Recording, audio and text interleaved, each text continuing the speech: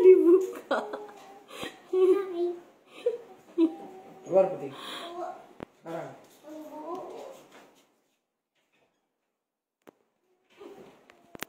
Jika nggak dibuka, no.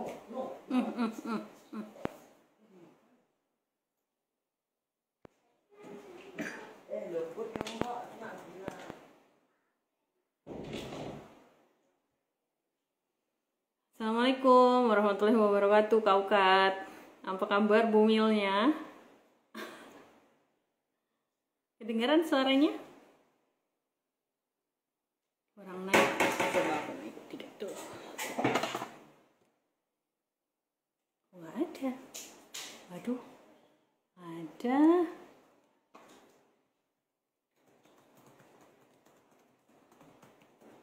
Nah, ada kan?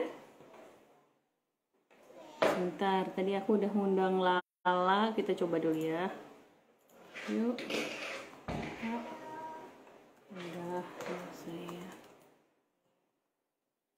Isi sedekah oksigen. Sinyal dulu.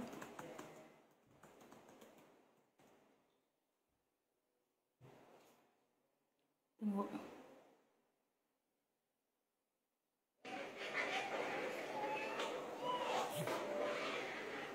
Bentar. Lala pakai akun apa ya kira-kira ya?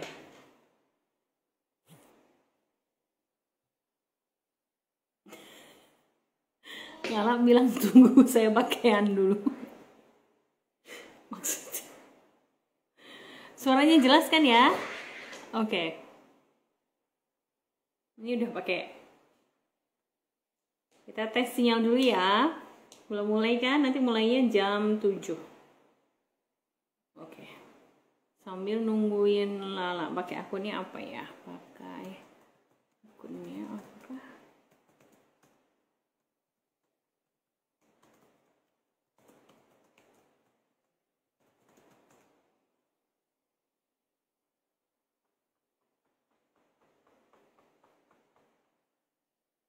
Moment of truth-nya adalah ketika kita invite Lala.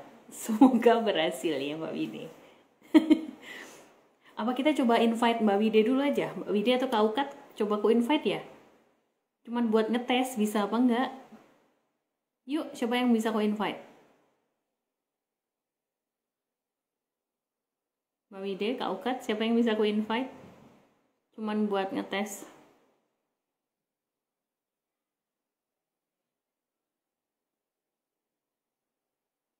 Makanya, biar nggak deg-degan. Oke, coba dulu ya, ku invite ya.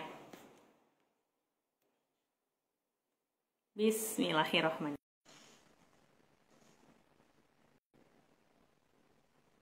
Bismillahirrahmanirrahim. Alhamdulillah. Alhamdulillah ya Allah. Lancar. Alhamdulillah. Senang banget. Mas Tony sudah terbukti loh, Mas. Ya Allah, ya Allah, baiklah. Ya, baiklah. Terima kasih ya Mbak Wide. Ya, sukses ya. Bye. Assalamualaikum. Waalaikumsalam. Nih, Nabila, Lala. Kita tunggu ya, Lala. Mana nih Lala? Kita tes sinyalnya Lala juga. Nabila.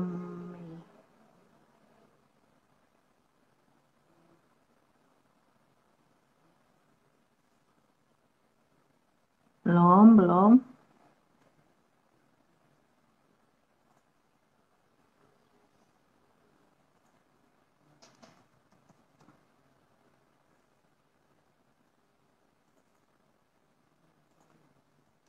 Belum mulai, lagi tes sinyal ya teman-teman ya. Kak Risma, Kak Najla, Nisa, lagi tes sinyal. Kita nanti mulainya jam 7.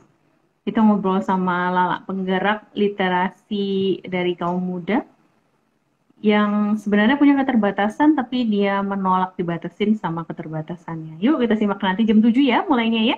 Sekarang kita lagi tes sinyal dulu. Maaf ya.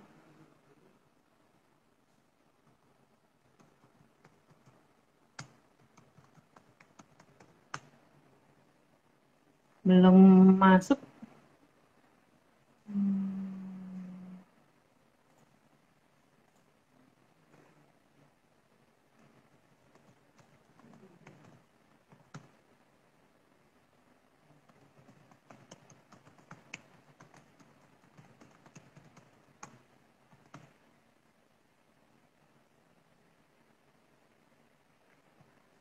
Kak Siti Nasima juga sekali lagi ini lagi tes sinyal karena nanti acaranya jam 7. Karena minggu lalu kita ada masalah teknis gitu, jadi nggak pokoknya nggak bisa diupload lah sampai harusnya pindah. Jadi ini kita lagi cek sinyal juga dengan narasumber kita. Kita lagi nungguin narasumbernya datang. Kita tunggu sebentar ya.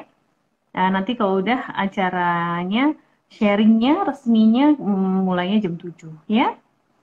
Bentar.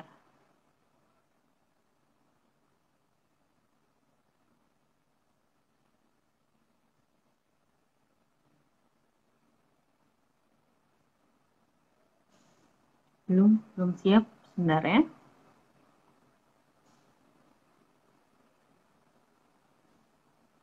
Liburan pada ngapain aja ini? Kita dong di sini liburan tadi habis muterin tol. Karena ada anak kecil, jadi nggak berani deh buat turun-turun kemana-mana ya. Jadi kita muterin tol. Muter dari Tangsel sampai kembali lagi ke Tangsel lewat jalan yang berbeda. Lumayan. Lumayan refreshing.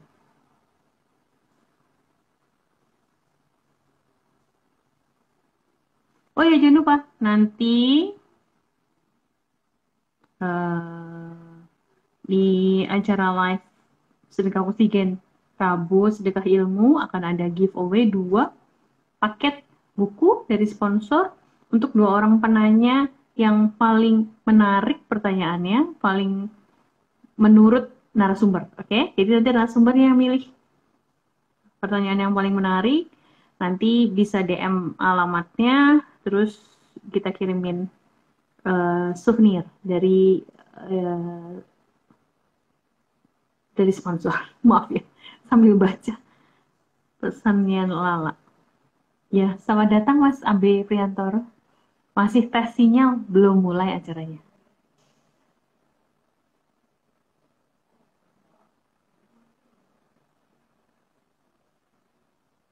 Selamat datang teman-teman semuanya. Terima kasih udah gabung bareng sama kita. Kita mulai nanti jam 7, 10 menitan lagi. Ini kita lagi tes sinyal. Insya Allah nanti jam 7 kita sharing dengan salah seorang pemuda di Makassar yang bergerak di bidang literasi. Bukan cuman itunya yang menarik gitu ya, bagaimana dia bergerak di bidang literasi, kenapa dia memilih bidang literasi, bukan cuman itu yang menarik, tapi gimana dia yang memiliki keterbatasan gitu ya, mampu menjadi salah satu penggerak justru di saat orang-orang yang mungkin lahir besar lengkap gitu ya, lengkap sesuai standar pada umumnya gitu ya, tapi justru malah pilih rebahan gitu, santai-santai. Nah, ini yang masyarakat umum memandangnya sebagai satu apa namanya kekurangan dalam tanda kutip, karena saya nggak truly setuju dengan istilah itu gitu ya. Tapi ternyata dia justru go beyond orang-orang yang menyebut dirinya normal. Nah, gimana ceritanya kok bisa begitu? Apa sih yang mendorong dia um, untuk bergerak ke arah sana gitu ya? Sempet minder nggak sih gitu? Sempet mau nyerah nggak sih gitu? Nah, dari situ nanti kita lihat gimana prosesnya Lala, proses dinamika di dalamnya Lala, sampai dia bisa muncul jadi versi terbaiknya. Belum versi terbaiknya barangkali ya, ini versi terbaiknya dia di masa ini gitu. Saya yakin masih banyak prestasi lagi yang bisa dia dapatin. Oke, nggak usah di-cut langsung. Ada banyak percakapan yang nggak penting itu nggak apa-apa ya. Nah ini dia Nabila Awalia, Nabila Mei. Oke, kita coba ya. Kak Halala udah siap ya? Kita coba ya. Saya invite ya Kak.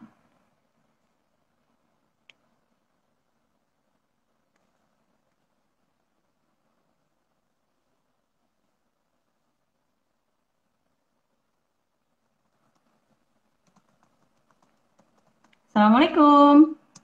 Salam Kak. Hai Kak Lala. Ya, apa namanya? Kameranya bisa diturunin dikit gitu mungkin biar kelihatan. Nih, lagi dikit lagi.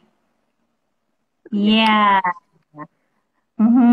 Lampunya ada yang bisa diterangin sedikit Kak Lala biar kelihatan ekspresinya Kakak. Loh kok suaranya nggak kedengaran ya?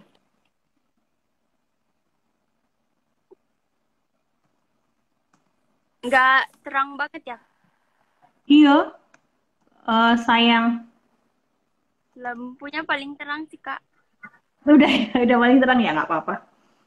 Turunin dikit lagi kan Kak, ininya apa namanya? Iya, sip, sip. Yes, Jaringannya ini sih. jelas sih. Apa namanya? Suara, gambarnya jelas. Memang cuman kurang terang, tapi nggak apa-apa kok.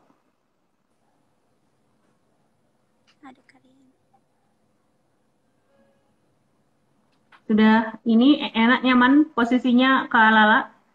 Iya sih Kak, udah. Udah ya. Mbak Wide, kita mulai aja atau gimana nih? Ini belum jam 7 sih, tapi aku mulai buka dulu ya, aku perkenalan tentang sedekah oksigen dan lain-lain gitu. Ya Kak. Oke, Lala, sebenarnya biasanya kita tuh matiin dulu, terus habis itu nanti kita mulai lagi gitu kan ya. Tapi karena minggu lalu kita punya masalah teknis, kita takut nanti tiba-tiba kalau dimatiin susah lagi gitu ya. Jadi kita lanjutin dulu, Lala sabar dulu di situ ya. eh Biar aku buka dulu, aku perkenalin lagi kegiatan-kegiatan sedekah oksigen, oke? Oke, thank you. Sebentar ya. Sebentar, aku kelupaan sesuatu. Aku lupa bawa minum nanti kayak minggu lalu. Mas Dinta, tolongin minum dong air putih ini di botol itu.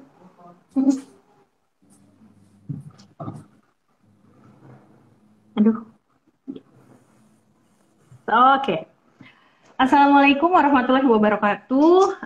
Selamat malam teman-teman semuanya yang udah join tim Sedekah Oksigen, khususnya tim Instagram live-nya Sedekah Oksigen, juga teman-teman yang lainnya yang udah join dari tadi bahkan gitu ya. Uh, ya, terima kasih. Malam ini kita melanjutkan serial Rabu Sedekah Ilmu kita yang sudah masuk bulan ke-6. Masya Allah, nggak sadar tahu udah masuk bulan ke-6. Ini adalah serial berbagi ilmu, sedekah ilmu dari Sedekah Oksigen yang dilakukan setiap hari Rabu. Biasanya jam 8, tapi kali ini kita lakuin di jam 7 karena narasumber kita tinggalnya di Makassar. Ada perbedaan waktu, jadi kalau kita mau tetap maksa pakai yang jam 8 kita di sana jam 9, jadi udah terlalu malam gitu ya. Baik, kita mulai jam 7. Bagi teman-teman yang nggak bisa mengikuti penuh sampai nanti akhir, nanti insya Allah ini di-upload di IGTV, di akunnya Sedekah Oksigen ini, dan juga ada di YouTube-nya Sedekah Oksigen. Nah, baik, kita mulai. Bismillahirrahmanirrahim. Sebelumnya kenalan dulu, kenalkan nama saya Fani, saya salah satu founder dari Sedekah Oksigen. Sedekah Oksigen ini apa sih? Sedekah Oksigen ini adalah yayasan sosial yang bergerak di beberapa bidang, salah satunya pendidikan, kita kasih beasiswa, kemudian juga di bidang sosial, kemanusiaan, ada yang namanya kas darurat, yaitu kalau misalnya ada bencana alam, ada kebakaran, gempa di Lombok kemarin, banjir di Kalimantan Selatan, itu kita salah satunya membagikan donasi di lokasi-lokasi yang terkena dampak bencana begitu ya. Kita bekerja sama dengan relawan-relawan lokal. Kebanyakan kita bekerja sama dengan relawan-relawan lokal yang langsung di lokasi untuk menyalurkan donasi. Ada juga kita Sedan Jumat, itu sedekah nasi setiap hari Jumat yang kita sudah lakukan dari tahun 2015. 16, 17, 18, 19, 20, 21. Jadi Desember nanti itu kita 6 tahun membagikan nasi setiap minggu. Kemudian ada juga gerakan-gerakan lain seperti membangun sumur, membangun musola-musola yang rusak, membagikan perlengkapan sholat gitu ya, atau ikro dan segala macam. Intinya sebenarnya awalnya di 2015 kita bergerak dari kabut asap. Dari kabut asap kemudian kita mulai diversifikasi lah. Jadi macam-macam gerakannya. Nah, salah satunya adalah di hari ini. Salah satunya di hari ini adalah setiap hari Rabu kita adakan Instagram Live Rabu Sedekah Ilmu. Semua narasumbernya adalah orang-orang yang sangat inspiratif dan tidak dibayar. Kalau di TV dibayar ya, kalau di sini nggak dibayar. Malah nanti ditanya-tanyain segala macam sampai detail banget lah pokoknya. Nah, salah satu yang istimewa dari Rabu Sedekah Ilmu adalah selain ilmu yang kita dapat dari narasumber-narasumber yang very inspiring, kita juga punya 2 paket hadiah untuk 2 orang penanya yang nanti akan dipilih oleh narasumber dengan pertanyaan yang paling menarik, yang akan mendapatkan souvenir dari sponsor Sedekah Oksigen. Oh, jangan lupa, di awal bulan November besok, kita juga ngadain acara namanya Expert Talks. Expert Talks ini kita mendatangkan ahli-ahli di bidangnya untuk berbagi ilmunya, karena beliau-beliau itu nanti tidak dibayar juga. Itu mereka bersedekah waktu, bersedekah energinya, bersedekah ilmunya melalui Sedekah Oksigen pada teman-teman peserta. Semua dana yang masuk dalam acara Expert Talk ini akan masuk dalam kasnya Sedekah Oksigen untuk membiayai kegiatan-kegiatan yang reguler. Salah satunya adalah beasiswa. Beasiswa tahun ini kita membiayai kurang lebih 26 atau 27 anak asuh yang tersebar di seluruh Indonesia. Dan berita baiknya tahun ini, angkatan pertama penerima beasiswa BSSO-nya Sedekah Oksigen kemarin habis kirim foto wisuda S1 dari Universitas Lambung Mangkurat kalau nggak salah. Yang di Kalimantan Selatan itu apa? Lambung Mangkurat ya? Semoga Unlam, betul ya kalau nggak salah. Atau apa ya? Saya lupa. Nanti saya cek lagi. Begitulah, saya suka lupa. Baik, sekarang kita ngomongin Lala. Kamu hari ini, saya bacain CV-nya ya. Kamu hari ini adalah seorang pemuda kelahiran 2003, Masya Allah. Ya ampun, saya di mana ke 2003? Udah kerja. Bingung jawabnya, 2003 tuh lebih dekat ke anak daripada ke saya ya. Namanya Nabila May Swita. Bacanya begitu ya, Nabila May Swita. Ya, Kak. Lahir betul ya. Lahir di 22 Mei 2003. Kita berdekatan tanggal lahirnya. Tahunnya jauh beda tapi tanggalnya kita berdekatan. Tinggalnya di Sulawesi Selatan. Oh, jadi ini termasuk Makassar ya? Jalan Karaing, Kecamatan. Aku tinggalnya di Makassar sih, Kak. Cuma alamatnya itu di KTP dan sekarang juga lagi di kampung. Oh gitu. Memang berarti tinggalnya di Makassar. Itu juga salah satu alasan kenapa kita lakukan jujur. Baik. Saat ini Lala sedang belajar ilmu politik di Universitas Hasanuddin semester 1. Jadi baru masuk tahun 2021 ini ya, Lala ya? Ya. Oke, boleh jadi mahasiswa baru ya, tapi prestasinya mari kita lihat. Juara 1 menulis esai dengan teman Social Justice yang diselenggarakan oleh Indonesia Social Justice Network di Gorontalo. Juara 1 juga lomba menulis esai, temanya remaja dan pendidikan seksual tahun 2020. Juara 1 lagi menulis cerpen yang diselenggarakan oleh Balai Literasi Braille Indonesia. Juara 3 lomba menulis esai Menggali Potensi Mengukir Karya oleh Lembaga Pers Sutomo 2021. Baru aja ya. Juara favorit dalam menulis esai dalam lomba menyambut 30 tahun Yayasan Mitra Neta 2021. Jadi tahun ini saja Lala sudah bukan ikut ya, sudah memenangkan 2 lomba. Ikutnya mungkin bisa jadi lebih.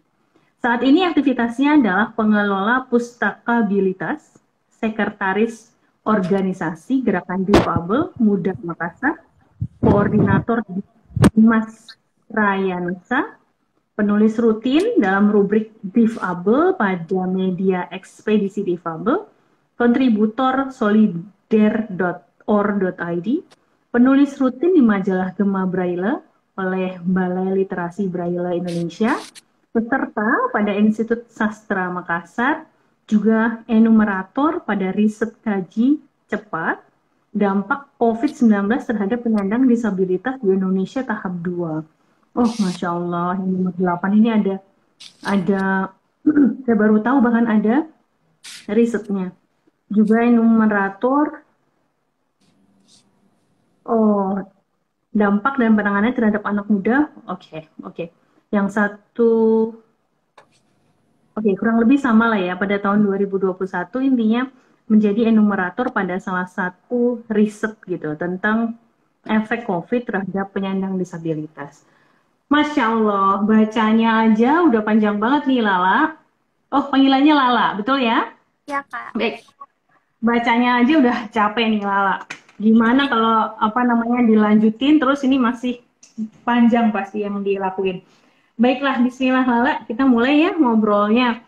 Kita mulai dari Lala ini saya dapat kabarnya Lala tunanetra tapi nggak dari lahir. Betul begitu ya Lala ya? Iya Kak, jadi tunanetranya itu 2017 lalu. Oh, baru saja 2017. Ceritanya kenapa Lala? Prosesnya apakah sakit atau gimana? Boleh ceritain nggak awalnya gimana Lala? Ya, jadi waktu itu kan mata saya sebelah kiri itu merah. Merah kayak sakit mata biasa, cuma dia nggak bengkak gitu. Tapi awalnya dibiarin aja, tapi kok makin lama makin merah ya gitu. Nah, akhirnya dibawalah ke rumah sakit, Kak, gitu. Nah, sampai di rumah sakit itu pihak rumah sakit bilang ini kena toksoplasma, dan katanya kalau toksoplasma itu dia matanya itu Kak udah, walaupun itu hari belum kabur ya matanya itu modelnya udah kayak kertas yang dibasahin gitu. Jadi walaupun dia mau dioperasi nggak bisa, karena ketika misalnya mau dibuka nih lembaran-lembaran matanya takutnya robek gitu. Oh, maksudnya gitu. Jadi udah kayak ringkih gitu ya? Ya. Jadi lapisan-lapisannya itu udah nggak bisa dibuka lagi karena dia menyatu semua gitu. Dan sempat juga sih operasi 2 kali waktu itu, tapi memang udah nggak bisa gitu Kak. Dan aku dapat toksoplasma itu dari kelinci peliharaan aku.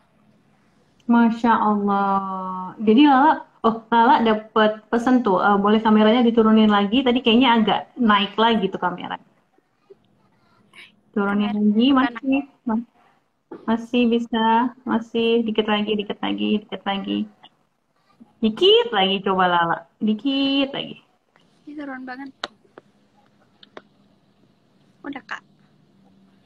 Sebenarnya kalau bisa dikit lagi lebih enak. Karena itu bibir Lala ketutup gitu. jadi cuma kelihatan sampai ke hidung atas. Nah, kalau gini ya udah. Ya, sudah. Baik. Lala jadi waktu terima kabar itu Lala kelas berapa ya? SMP, SMA? Awalnya itu SMP kelas 1 Kak. Dari SMP kelas 1? Iya. Itu pertama kali yang matanya merah itu tadi ya? Iya. Oke. Banyak nih pertanyaan soal itu dulu ya. Boleh ya? Maaf ya Lala sebelum sampai sebelum sampai kita ke kegiatannya. Jadi itu dapat dari kelinci peliharaannya Lala. Iya. Gimana cara dapetnya? Maksudnya apakah bulunya kah atau kotorannya kah atau apanya sebenarnya kalau toksoplasma yang kita kalau waktu ibu hamil kan kita banyak ya info tentang toksoplasma efeknya gimana gitu ya. Ya Kak, Tapi kalau ternyata kalau ke anak-anak gimana itu dapetnya Kak? itu katanya dari kotorannya Kak. Jadi kelincinya itu kan aku suka gendong-gendong gitu. Nah mungkin Mhm. bulunya dia itu ada kotorannya. Itu jadi aku Hmm. kenanya lewat pernafasan, dia masuk dan dia nyerang ke mata. Oh, jadi masuknya ke pernafasan dulu, terus habis itu baru nyerangnya ke mata. Bukan kotor terus kucek-kucek mata, terus habis itu matanya kena, bukan gitu ya prosesnya ya? Nah, Hmm. SMP kelas 1, seumuran sih sama anakku yang sekarang gitu ya. Eh, eh, how did you handle it gitu? Dengan berita bahwa ada toksoplasma, terus waktu itu udah dikasih tahu bahwa ada kemungkinan untuk jadi endingnya nanti tunanetra. iya Kak, jadi pas dikasih tahu itu kan aku awalnya nggak panik ya, karena matanya Hmm. juga nggak berubah, penglihatannya itu belum Hmm. berubah, jadi kayak aduh ini dokter kibul kali gitu. Tapi gitu. Nah, tapi kan jadi rutin ya Kak berobat itu jadi rutin Hmm. sampai akhirnya tiba di titik dimana aku itu kalau bangun tidur matanya kabur, Hmm. kabur. Kayak Hmm. orang melihat di dalam air gitu. Tapi Aha. kalau aku udah lama beraktivitas, penglihatannya Hmm. udah kembali. Kata dokter itu karena saat aku Hmm. tidur, nanahnya itu menyebar. Hmm. Jadi ada luka di dalam dan nanahnya itu menyebar. Nah, ketika aku bangun kayak gini kan Oke. otomatis nanahnya itu ke bawah lagi ya, Kak. Jadi nggak nutupin Ah. penglihatan lagi gitu. Nah, sampai di situ aku masih enjoy Hmm. aja gitu, Kak. Tapi aku terus Hmm. melakukan pengobatan itu. Jadi aku banyak, sekolah aku itu banyak terbengkalai. Sampai tiba di titik dimana aku tuh capek, Kak, berobat. Ngantrinya panjang, Hmm. disuntik terus gitu tuh. Jadi Hmm. malah saat dokter bilang kayaknya ini matanya udah nggak bisa diapa-apain deh, tinggal ditunggu deh sampai dia menjadi buta gitu. Aku senang Hmm. karena aku terbebas dari masalah rumah sakit itu gitu Kak. Ya Allah. Saking malesnya harus segala macam ngantri sakit, minum obat segala macam gitu ya Lala ya. Iya, iya Kak. Nggak ada fase kenapa gitu, kenapa kok Nggak aku, ada Kak. kenapa Mungkin terus karena aku dulu masih nggak sempet ya. anak-anak, jadi nggak pikir apa-apa. Kenapa? Yang pikirnya itu aku masih anak-anak, jadi aku nggak pikir apa-apa. Hmm. Yang ada di pikiran aku itu aku mau tinggal di rumah, mau main, nggak mau dibawa ke rumah sakit gitu. Hmm. Oke, terus mulai nggak bisa ngelihat sama sekali atau sampai sekarang udah nggak bisa lihat sama sekali atau masih kabur ada Sama bayangan sekali gitu? nggak Sama bisa. sekali udah nggak bisa. Jadi mulai kapan itu nggak bisa sama sekali, Lala? Mulai akhir-akhir 2017. Jadi penurunan penglihatan aku itu cepat Kak. Mulai dari pertama dia Hmm. mulai kabur kan, itu Mm-mm. cepat. Jadi dia mulai kabur itu sekitar akhir 2016. Nah 2017 itu akhir dia udah total. Jadi tiap aku panas nih, tiap aku demam, penglihatannya akan nurun Hmm. lagi. Dan selama masa itu sering demam. Iya, karena aku memang anaknya kayaknya mudah gitu, Kak. Kalau misalnya ada nih orang yang sakit di rumah batuk, besoknya aku juga batuk gitu. Hmm. Oke. Jadi Lala kurang lebih punya waktu 1 tahun untuk beradaptasi dengan kondisi yang baru, gitu kan ya? Iya, Kak. Dan Gimana? sebelum sebelum Mhm. mataku kabur, aku juga udah Mhm. belajar tuh di yayasan.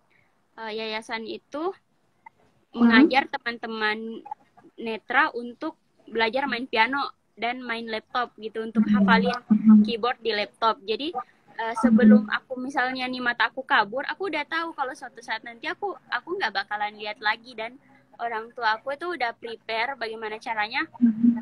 saat aku nanti nggak lihat, aku udah terima gitu. Jadi mereka udah kenalin aku sama teman-teman yang nggak melihat, udah ajar aku main piano dengan tutup mata gitu, udah ajarin aku main piano tutup mata gitu-gitu. Mhm. Gimana perubahannya Lala? Oh, ngomong-ngomong salah satu saudaranya Mama itu tunanetra. Juga nggak dari lahir, tapi masih kecil lah, bayi sekitar 8 bulan, no no no, bayi katanya sekitar 2 tahunan karena beliau sudah sempat belajar main piano juga, sama jagoan Ya, main piano juga, di rumah juga jagoan main piano. Dulu waktu kita kecil sering dengerin beliau main piano begitu ya. Juga apa namanya, jagoan apa sih, kalau sama laptop juga hafal lah ya gitu, kayak beneran hafal gitu. Jadi sebenarnya kebayang lah kurang lebih kayak gimana. Tapi kan itu masih kecil gitu kan ya. Itu masih kecil, adaptasinya jauh lebih gampang bayangan saya. Nah, kalau Lala gimana adaptasinya pada saat umur segitu kan masih pingin lompat-lompat ke sana kemari, lari-lari begitu ya. Dan dalam waktu 1 tahun tiba-tiba Lala nggak bisa lihat gitu. Gimana proses adaptasinya? aku nggak tahu ya Kak. Kayaknya memang Hmm. hidupku itu udah keras dari kecil gitu. Karena orang tua aku juga cerai pas aku umur 5 tahun. Dan Hmm. aku tuh hidupnya pindah-pindah kayak dari rumah papa ke rumah mama gitu. Sementara papa dan Hmm. mama aku ini semuanya sibuk kerja. Jadi di rumah aku cuma tinggal sama nenek. Dan apa ya Kak? aku nggak tahu. Pokoknya pas pas buta nih, nggak apa-apa, biasa aja. Oh. Waktu itu kan juga aku pas udah matanya udah kabur ya, naik kelas Hmm. 3 dipindahin ke SLB nih. Dan Hmm. pas aku pindah ke SLB kan banyak tuh teman-teman lain aku lihat Hmm. yang mereka buta total dan mereka Hmm. itu nggak dianggap lagi sama keluarganya, mereka nggak dikasih uang Hmm. jajan. Sementara papa aku itu tiap tiap minggu datang gitu, Hmm. jengukin mama aku juga tiap Hmm. hari datang. Jadi aku lebih Hmm. merasa apa ya kayak berkaca sama orang lain, kayak aku lebih beruntung Hmm. loh, dan ngapain sih Hmm. sedih-sedih gitu. Hmm. Atau memang angle yang lain adalah ya Allah memang jaga ya. Iya Kak. Maksudnya daripada kelamaan kita kok kenapa sih kok gini segala macam, itu kan kita ngabisin waktu, ngabisin energi ya Lala ya. Tapi Iya Lala udah langsung go beyond itu, terus habis itu langsung oke, jadi sekarang harus ngapain gitu ya. iya. Nah, lalu mulai suka menulis kapan? Sebelum sebelum benar-benar nggak bisa lihat, atau sebelum sebelum itu, atau memang baru sesudah itu? Jadi sebelum aku buta itu aku Mm-mm. nggak suka nulis Kak. Aku bodoh dulu waktu SD. Itu aku bodoh. Aku bodoh banget. Aku suka dihukum Masya karena Allah. aku nggak Mhm. suka, pokoknya nggak pintar lah di sekolah dan bandel anaknya gitu kan. Nah, Mhm. pas kelas 1 SMA itu ada kegiatan Mhm. camping gitu Kak yang diadain sama Mhm. ISJN tadi yang itu juara satu di Gorontalo. Nah, aku ikut lah Mhm. iseng-iseng daftar. Dan itu Mhm. campingnya selama 4 hari. Nah, di hari terakhir kita Oke. disuruh ngumpul esai. Ternyata esainya tuh mau diseleksi. Jadi kan Mhm. yang aku ikutin pertamanya camping di tingkat Provinsi Sulawesi Selatan. Nah, Mhm. kita disuruh, Camping padahal ya. iya Kak, camping gitu. Oke. Camping. Mhm. Nah, kita disuruh kumpul esai itu ternyata untuk Mhm. diseleksi 2 orang buat ke tingkat nasional. Pas ke tingkat Oke. nasional itu aku sendirian nih difabel gitu Kak dari semua provinsi di Indonesia. Dan di hari terakhir Mhm. aku ternyata juara satu gitu tulisannya pas di Mhm. Gorontalo. Dan Mhm. di situ aku baru sadar kalau oh ternyata aku bisa menulis gitu. Dan mulai saat itu aku mulai menulis deh. Jadi nggak ada sebenarnya, maksudnya diawali dengan cobain deh ikut gitu ya, bukan diawali dengan wah ini sekarang aku nggak bisa lihat, aku mau kegiatan lain. Kalau menulis kan kebanyakan apa, dengan laptop jadi lebih mudah ya, atau sekarang Iya, ada lagi laptop yang pakai suara itu kan ya, iya Lala Kak. ya pakai suara terus dia tinggal automatic typing gitu ya, bukan ya, bahkan dimulai dari coba-coba hitungannya gitu ya. Iya Kak. Nah itu temanya aja tapi udah berat loh. Lala sebentar, aduh saya mau bersin dari tadi nggak bisa, sebentar ya. Oh, maaf ya, pakai bersin loh. Temanya udah berat. Social justice. Ini tentang apa ceritanya, Lala? Boleh, masih inget nggak ceritanya, tulisannya waktu itu tentang apa? Hari aku Mhm. kan lagi baru nih, aku SLB setahun, terus pas lulus SMP Mhm. LB aku masuk ke SMA umum. Nah, di SMA umum Mhm. aku sempat ditolak karena katanya di sini yang bisa sekolah Ah. cuma orang-orang yang melihat gitu kan. Aku juga susah dapat Hmm. teman. Nah, aku tulislah di esai aku itu kalau semua orang itu sebenarnya Indonesia kan ini di Pancasila ada keadilan sosial untuk seluruh masyarakat ya Kak. Seharusnya itu walaupun difabel mereka juga berhak untuk mendapat pendidikan, mereka berhak untuk mendapat layanan publik gitu Kak. Pokoknya isu mendasar yang aku kritik soal itu. Masya Allah. Jadi dari pengalaman pribadi, kemudian Lala tulisin itu sebagai usaha untuk sekaligus apa sih kalau bahasa kerennya advokasi teman-teman yang lain juga gitu ya, yang punya disability yang lain juga gitu. Masya Allah. Pantesan juara 1. Karena itu memang keren banget gitu. Terus habis itu dari situ Lala mulai tertarik dengan dunia tulis menulis. Nah, penasaran nih teman-teman, karena aku punya exposure ya sama keluarga yang tunanetra, jadi paham lah dari mana dapatkan informasi-informasi itu. Nah, kalau Lala boleh nggak cerita sama teman-teman yang mungkin nggak punya exposure nih, nggak ada kenalan, nggak ada saudara yang tunanetra. Boleh cerita dari mana Lala dapat informasi, baca buku, gimana caranya? Jadi teman-teman di handphone itu kalau kalian pakai iPhone misalnya di pengaturan kalian masuk ke umum, masuk ke aksesibilitas, nah di sana bisa diaktifin voice over. Gunanya voice over itu sendiri, dia bakalan bacain semua item yang muncul di layar. Jadi kayak apapun yang kita sentuh itu, misalnya nih WhatsApp, dia bilang kayak WhatsApp gitu. Kalau misalnya kita masuk ke pesannya Kak Fani, misalnya dia bacain Kak Fani satu pesan belum dibaca gitu. Pokoknya semua yang muncul di layar dan kita sentuh itu. Jadi dia modelnya kayak ini loh Kak. Pernah pakai BBM Kak? Ya BB. Dia kan itu setiap kita pindah-pindahin gitu, dia ada ngelingkarin itemnya. Nah, modelnya dia kayak gitu juga kalau handphone diaktifin voice over-nya. Jadi kita geser-geser aja, geser ke kiri, ke kanan. Nah, nanti lingkarannya itu akan ngelingkarin, misalnya akan ngelingkarin apa ya, pesannya Kak Fani. Nah, jadi yang dia lingkarin itu yang dia baca. Masya Allah, kalau sekarang jadi lebih canggih ya. Kalau zaman dulu waktu sama kakaknya mama, selain laptop yang ada suaranya itu udah keren banget. Laptop yang kalau dipencet, terus habis itu keluar apa sih bacain apa ya kayak kalau kita screenshot gitu ya. Kalau itu kalau suara itu nerangin ini lagi masuk ke page apa gitu, itu udah keren banget. Sementara untuk baca buku kebanyakan si Pak Ade itu dibacain. Jadi salah satunya tugasnya saya tuh waktu itu bacain gitu. Koran juga dibacain gitu. Baca buku di mana baca buku Lala? Baca bukunya kayak gitu juga Kak, dibacain juga sama handphonenya. Berarti lewat kalau sekarang lebih banyak digital ya Lala ya? Iya, jadi kalau misalnya nih Lala lagi sekolah atau sekarang kan kuliah, disuruh beli buku nih, buku paket, Lala bakalan beli dan scan. Setelah di scan kan udah pindah ke laptop, nah itu udah bisa dibaca sama laptop. Oh ya. Terus kalau di kampus gimana teman-teman? Pasti ada adaptasi dua pihak kan ya Lala ya, baik dari teman-teman, dari guru, dari pihak universitas, juga dari Lala gitu kan ya. Gimana adaptasi apa yang Lala lakukan, sementara adaptasi apa juga yang dilakukan oleh dosen dan teman-teman di kampus?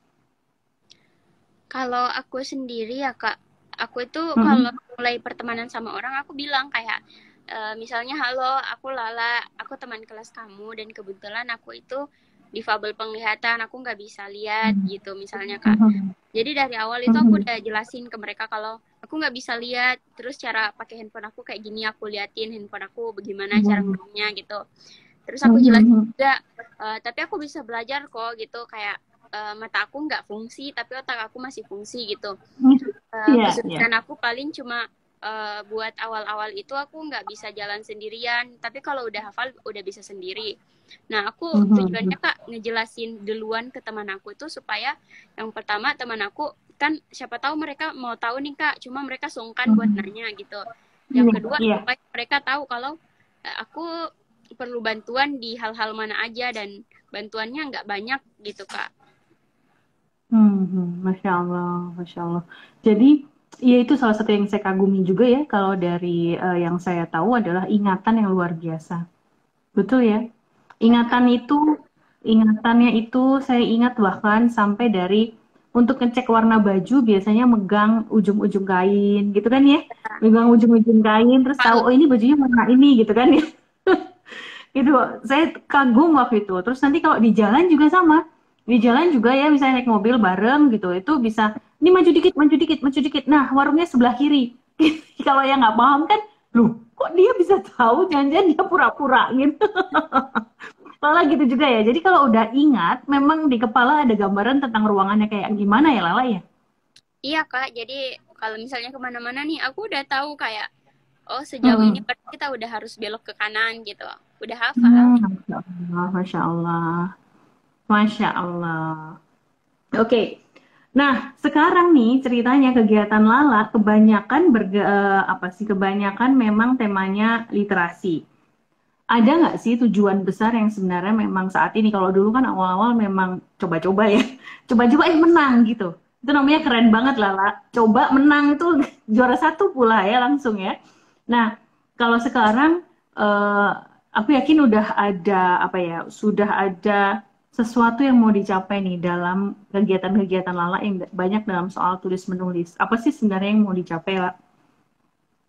Sebenarnya Kak, sekarang tulisan-tulisan aku kayak mau itu cerpen, mau itu apa ya, esai, mau itu novel, sebenarnya aku selalu nyisipin tentang kesetaraan hak gitu sih Kak. Kayak semua orang berhak untuk berpendidikan dan pemerintah itu harus melibatkan difabel juga dalam perancangan kebijakan tentang difabel gitu Kak. Jadi orang-orang itu kalau misalnya mau buat tempat-tempat yang inklusif, mereka nggak boleh asal asumsi mereka aja kayak, oh buat ini bidang miring, tapi nggak melibatkan difabel. Itu kan kita nggak tahu apakah bidang miringnya itu udah cocok dengan kemampuan teman-teman difabel atau enggak gitu Kak.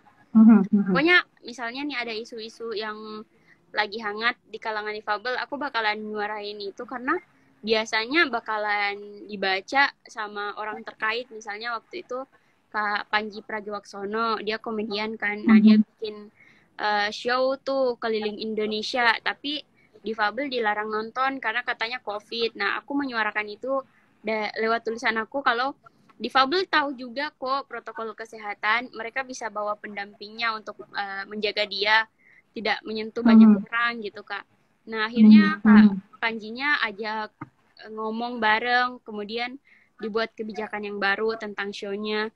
Yang hal-hal yang kayak gitu sih Kak, hal-hal diskriminatif yang sebenarnya orang itu nggak niat untuk mendiskriminasi Nggak tahu. difabel karena mereka nggak tahu gitu. Jadi kita perlu juga buat kasih tahu mereka kalau kalian salah loh gitu, dan Lala lakuin itu selama ini melalui tulisan. Selama ini lewat tulisan itu lewat media apa Lala? Maksudnya apakah Lala ada blog atau langsung dikirim ke yang bersangkutan atau gimana? Biasanya selama ini gimana? Kami itu ada blog ya Kak di organisasi di Perdik itu ada blog namanya Ekspedisi Difabel. Nah aku juga biasa nulis di media-media online kayak tadi Solidar ID atau majalah gitu. Nah biasa juga mengirim misalnya ke Tribun Timur. Tergantung sih Kak. Aku ngerasanya artikel ini layaknya terbit di mana nih gitu. Oke. Nah, boleh dong share apa sih kalau itu tadi contohnya apa namanya apa sih kayak khusus gitu ya karena kejadiannya tentang difabel nggak boleh ikut nonton stand up komedi gitu ya dalam konteks COVID.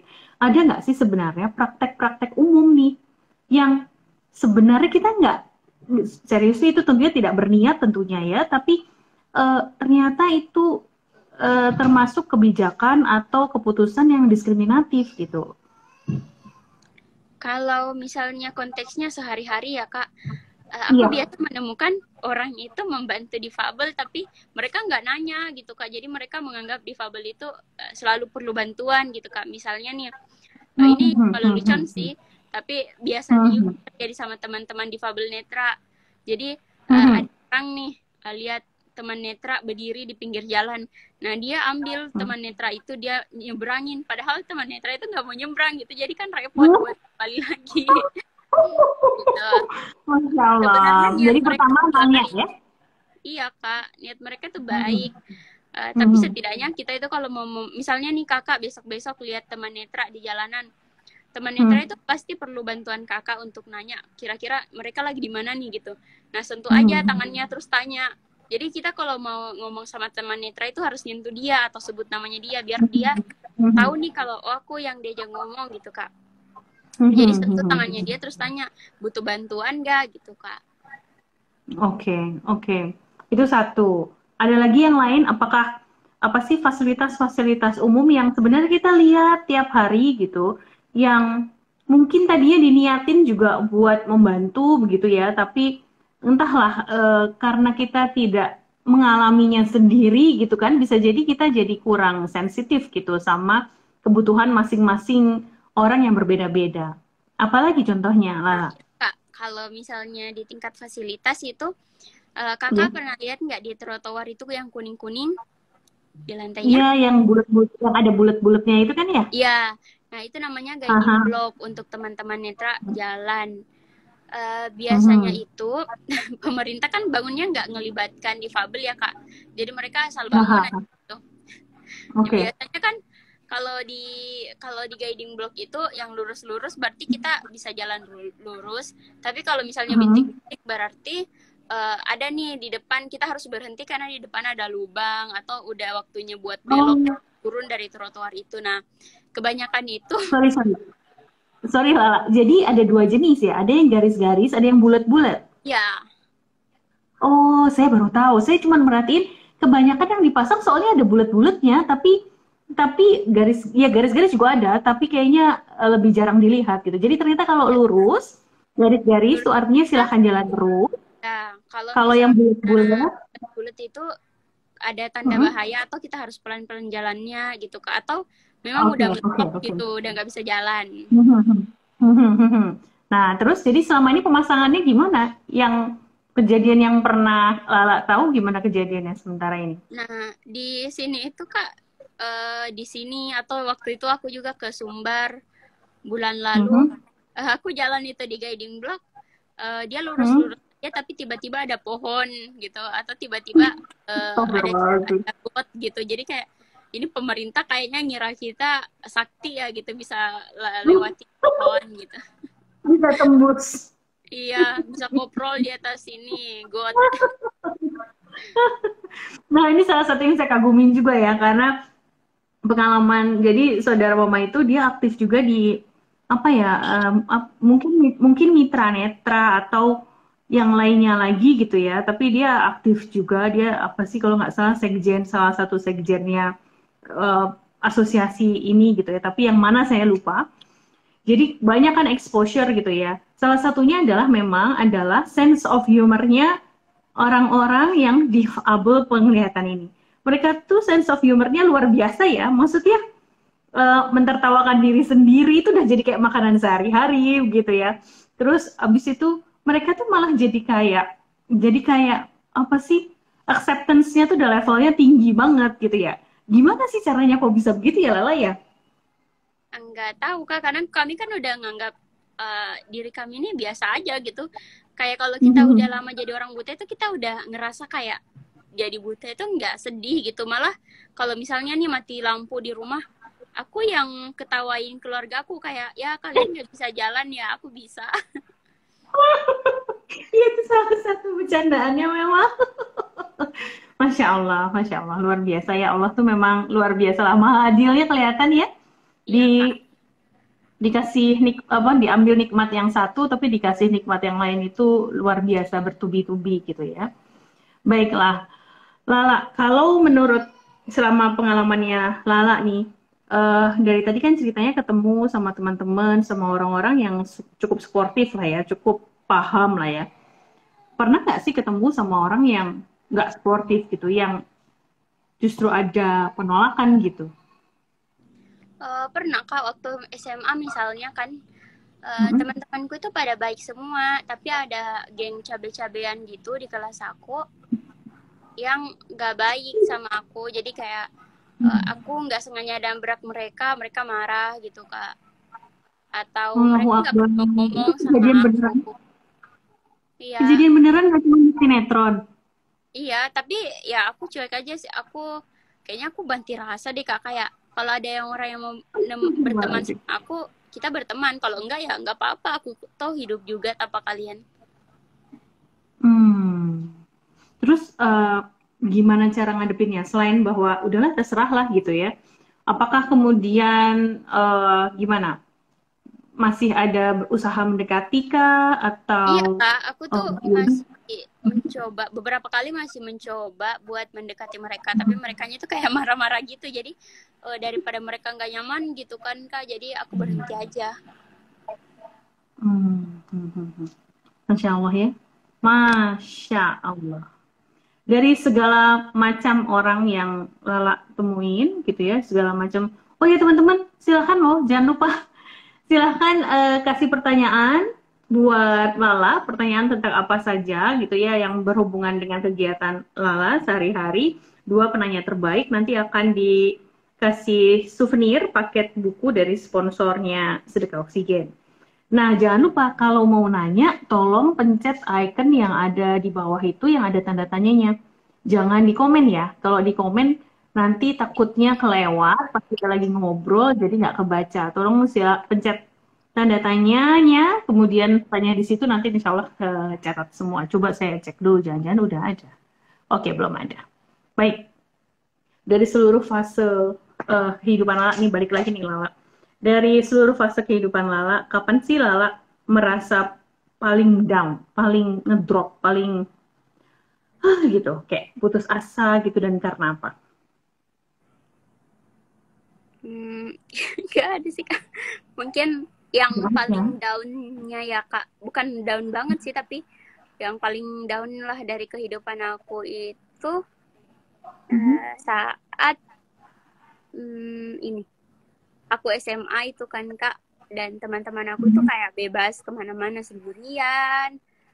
Mereka bisa jalan-jalan ke mall sendirian, bisa pilih warna baju dengan bebas gitu. Sementara aku harus butuh bantuan orang lain buat mengenali warna. Itu aku sempat sedih sih Kak, kayak aku nggak lihat lagi ya gitu.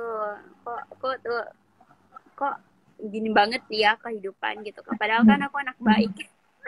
Kok dikasih gini gitu. Tapi itu cuma paling kayak 1 hari sih Kak, mungkin karena aku juga mau datang bulan jadi alay Iya, Kak. iya. Kalau kayak bilang down banget ya kayak depresi gitu, nggak pernah sih. Oke.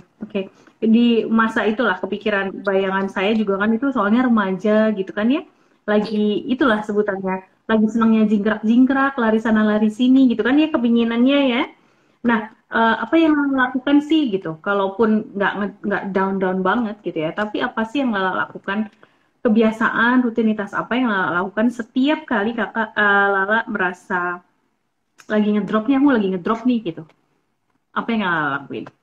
Aku itu nulis ya Kak, karena nulis itu kayak healing banget buat aku, karena aku susah Kak buat percaya cerita sama orang lain, untuk dekat sama orang lain itu aku susah. Kalaupun berteman ya aku cuma berteman kayak kamu butuh bantuan apa sama teman-teman netral lain kan, kayak kamu mau cerita apa, tapi kalau untuk aku yang cerita ke mereka kesulitan aku tuh udah jauh gitu Kak.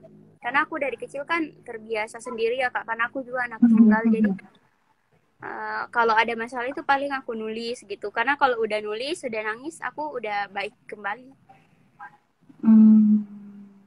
Ya, writing is healing katanya gitu ya. Ternyata lewat situ juga energi-energi negatifnya jadi dikeluarin. Baik, selain tema-tema yang dalam setiap tulisan kayaknya ya, Lala tadi bilang bahwa tema apa sih kesetaraan gitu ya dalam konteks difabilitas itu Lala selipin gitu dalam semua kesempatan, baik dalam lomba maupun dalam tulisan-tulisan yang Lala tulis di media-media digital maupun yang konvensional begitu ya. Nah, ini juga pernah nulis novel cerpen apa tadi, fiksi. Sebentar. Apa tadi?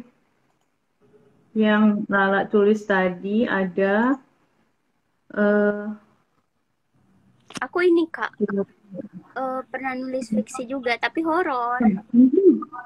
Hah? Cerpen ya di Balai Literasi Braille Indonesia. Itu kah? Bukan, aku nggak tulis di situ sih. Ada novel, cuma dia Mhm. horor. Gimana cara dapat inspirasinya sih Lala? Maksudnya orang itu pada umumnya, orang-orang yang bisa melihat ya pada umumnya, itu kan takut sama gelap, gitu kan ya? Takut sama Iya. sendirian, begitu kan? Itu Aku pada umumnya loh, penakut teman. loh, Kak. Penakut banget kayak aku penakut pokoknya. Aku nggak berani sendirian di rumah. Aku selalu punya Mhm. pikiran kayak nanti ini tiba-tiba aku jalan aku nabrak orang. Atau aku lagi tidur ada yang megang tangan aku takut, aku penakut antaranya. Tapi Lah takutku ya bukan terus lebih habis ke itu, arah aku lihat mereka, aku takut aku nyentuh mereka gitu tuh. iya tentunya, maksudnya aku aku membayangkan gitu ya. Aku membayangkan kayak eh gimana ya? Kan takut sendirian. Sementara kalau aku merem nih, kalau aku merem gitu ya. Kalau aku merem kan aku nggak ngeliat nih di sekelilingku ada apa gitu. Tapi kan Lala kakak ngerasa dengar, takut. Tapi apa? tapi kan kakak dengar. Nah, itu dia yang mungkin yang tidak bisa aku pahami ya. Karena maksudnya gini, maksudnya seberapa sih sensitif pendengaran gitu dibandingkan penglihatan bagi orang-orang yang memang utamanya biasanya lewat penglihatan gitu. Mungkin bagi Lala jadi telinganya jadi sensitif banget Jadi gitu. ini kalau aku itu sama teman-teman yang lain telinganya itu jadi Hmm? mati Kak. Jadi dari telinga itu aku tahu di mana sih letak kipas angin misalnya. Dari telinga aku tahu di sini ada AC enggak gitu. Aku tahu juga kayak orang itu duduk di mana. Itu semua dari telinga. Jadi kalau misalnya tadinya sendirian kemudian ada orang itu kedengaran juga kedengaran. Ya kedengeran. Jadi jadi beda ketakutannya ya. Iya, jadi beda.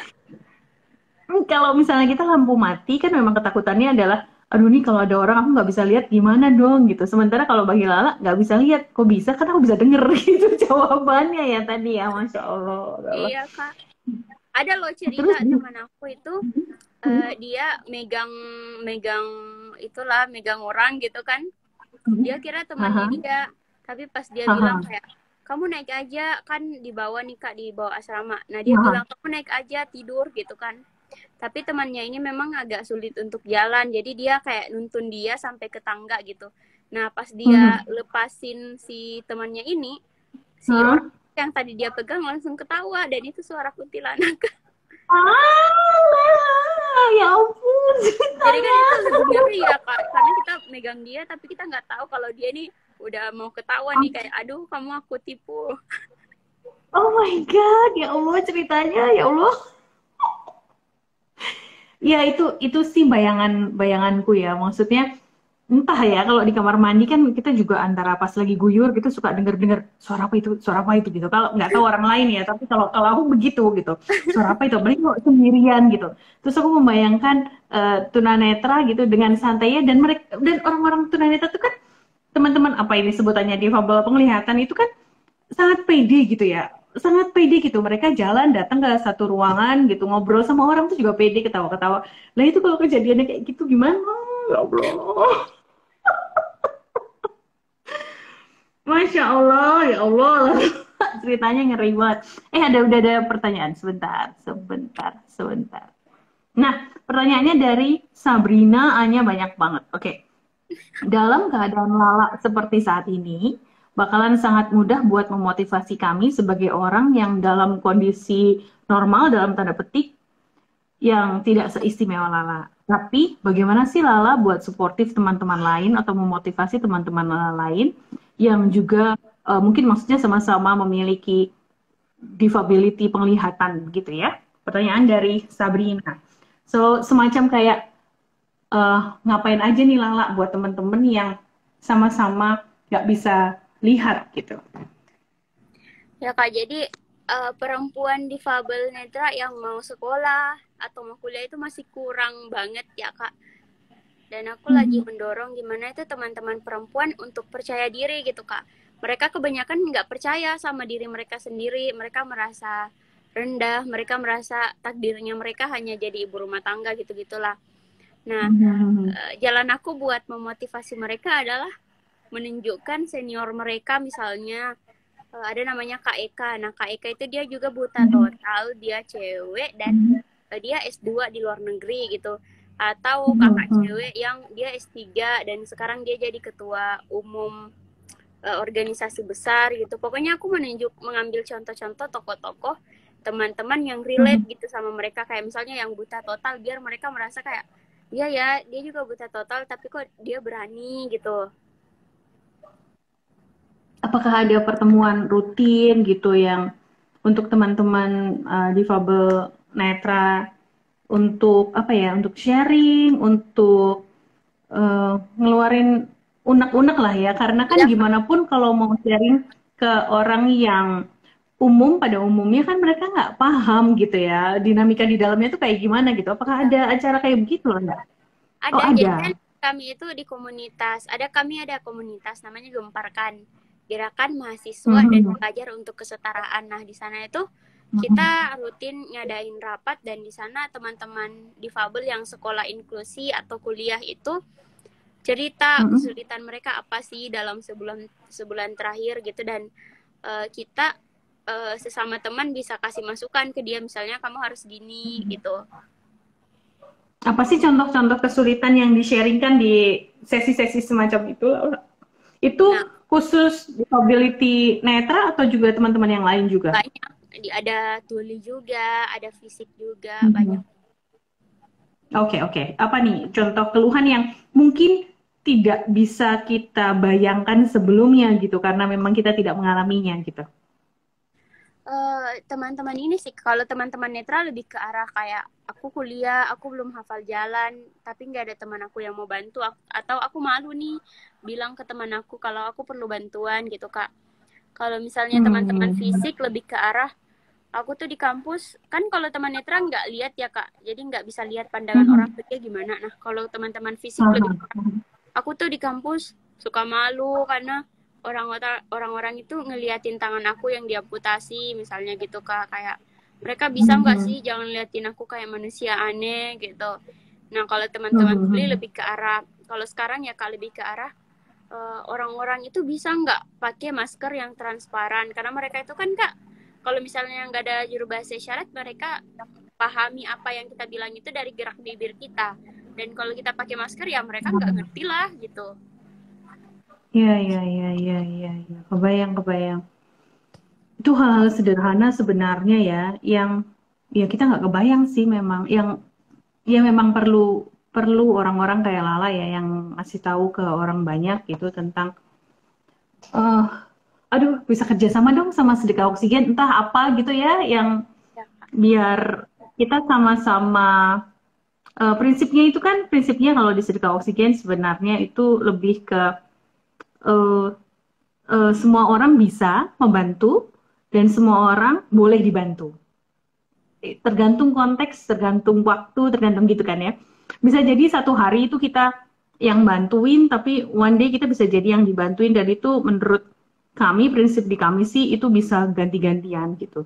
Jadi kalau memang ada yang bisa dikerjasamain, karena kemudian sekarang nih saya, teman-teman yang lain juga pasti jadi aware ternyata perlu ya gitu. Masker transparan kan kita kira selama ini cuma biar lipstiknya kelihatan. Ternyata enggak, ternyata itu kebutuhan gitu ya buat teman-teman yang lain lagi, yang punya disability lain lagi gitu. Masya Allah. Terus ada lagi nih pertanyaannya dari Wide Oktorina. Bagaimana sih cara Lala menyesuaikan aktivitas dengan perubahan penglihatan?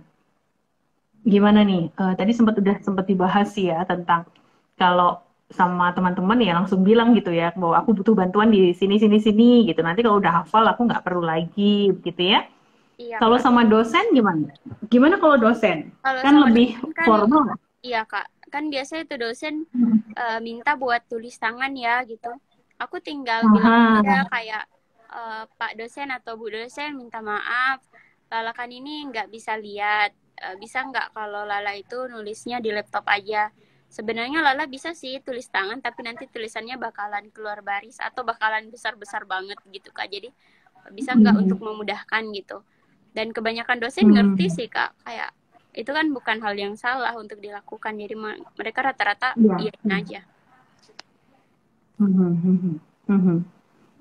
Iya, secara umum tadi memang udah dijawab ya tentang bagaimana beradaptasi gitu. Karena prosesnya memang alhamdulillah, masya Allahnya dibantuin sama Allah ya. Entah Iya. menurutku pribadi, kayaknya nggak mungkin kalau nggak dibantuin sama Allah ya konteksnya itu. Lala nggak sempat ngedrop, Lala nggak sempat bertanya-tanya kenapa kok begini gitu ya. Udah langsung, oke, jadi kalau begitu aku harus belajar langsung ketemu sama teman-teman yang kira-kira udah paham lebih dulu, udah langsung begitu ya. Itu masya Allah, itu udah nikmat banget sih Lala, masya Allah deh.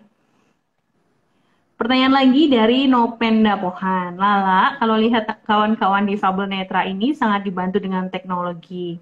Gimana sama teman-teman yang kurang ekonominya? Menurut Lala, apa sih yang bisa kita bantu gitu? Eh, ada pengalaman nggak sih dukungan dari pihak-pihak yang berkepentingan gitulah ya buat kondisi yang ekonominya kurang. Nopenda aku ralat sedikit ya daripada nanti salah. Gimana Lala? Iya karena kan laptop, handphone itu kan bukan barang murah ya gitu. Ya, Kak. Gimana? Mm-mm. Nah, kebanyakan teman-teman difabel itu bukan nggak mampu sebenarnya keluarganya ya Kak. Cuma keluarganya itu berpikir, ngapain sih beliin laptop untuk anak buta gitu? Ngapain sih sekolahin anak yang nggak lihat gitu? Nah, jadi kita bisa support mereka dengan cara misalnya kasih mereka beasiswa. Itu sih yang sekarang lagi sangat dibutuhkan sama teman-teman difabel itu Kak. Beasiswa karena mereka nggak bisa daftar bidik misi karena mereka nggak, kalau dilihat dari keluarga ya mereka nggak masuk dalam kategori nggak mampu gitu. Nah sementara beasiswa pemerintah itu lebih banyak untuk orang-orang yang nggak mampu secara finansial. Plus ada syarat sehat jasmani rohani yang mana kalau udah ada disability dianggap sebagai tidak sehat jasmani, begitu kan ya? Udah nggak ada sih Kak sekarang. Kalau di udah nggak ada. Ya, kalau di universitas sendiri itu udah nggak ada karena itu kan udah dituang dalam Undang-Undang Disabilitas tahun 2018. Baiklah, alhamdulillah. Lala, itu satu catatan ya buat kita sedekah oksigen. Nanti habis ini kita ngobrol lagi soal beasiswa, juga soal support teknologi gitu ya. Tapi memang belum pernah ada pengalaman ya teman-teman yang memang secara ekonomi memang nggak mampu gitu untuk beli handphone, untuk beli laptop gitu. Banyak Kak, banyak teman-teman itu yang dia kuliah sambil mijat atau dia kuliah sambil jual keripik karena mereka nggak mampu buat. Apalagi kalau teman-teman tunanetra total ya Kak, kita tuh punya banyak kebutuhan karena kita kemana-mana harus pakai Grab, bayarnya mahal gitu. Kemana-mana mau makan pesan GoFood karena kadang kita nggak apa ya Kak, kalau hujan, apalagi kalau hujan itu kita nggak bisa keluar beli makan sendiri, dan kebutuhan-kebutuhannya itu aku lihat teman-teman tutupi dengan cara menjual keripik atau mijat gitu. Boleh share nggak kalau di Makassar sendiri di mana Lala aktif gitu ya? Ada berapa sih total teman-teman difabel penglihatan? Kalau teman-teman difabel penglihatannya itu banyak ya Kak. Organisasi aku aja sendiri itu baru-baru kan suka dikasih kepercayaan buat membagikan ini ya Kak, sembako gitu, paket bantuan. Tapi kebetulan organisasi kami itu bukan organisasi yang bergerak di bidang sedekah gitu. Jadi kami lebih banyak kayak memberikan ke lembaga-lembaga lain yang memang tugasnya untuk membagikan sedekah. Nah itu aja itu kita kasih ratusan, kayak 100 untuk per lembaga gitu kan, per organisasi kan, dan ada 9 organisasi dan kata organisasi-organisasi itu masih kurang gitu. Jadi memang lumayan banyak. Jadi 900 saja sebenarnya masih kurang gitu ya. 9 kali 100 kan ya itu ya? Iya Kak, tapi Itu kan udah include ya kayak lansia, Iya, iya. usia produktif, anak-anak gitu. Kalau ini tadi kita bicara tentang teman-teman difabel penglihatan yang memang perlu buat sekolah. Lala bisa kebayang nggak sih kalau di organisasi Lala itu kalau di mapping ada berapa sih teman-teman yang butuh itu, butuh support itu? Kalau misalnya yang memang nggak mampu ya Kak, ada Iya. 1 orang yang memang betul-betul nggak mampu nih dia. Itu ada, Tapi dia punya sekolah ya? iya dia kuliah. Ada 1 orang. Yang lain Sementara ada teman-teman. bisa, walaupun kayak mepet ya Kak, tapi setidaknya mereka bisa lah bertahan hidup gitu.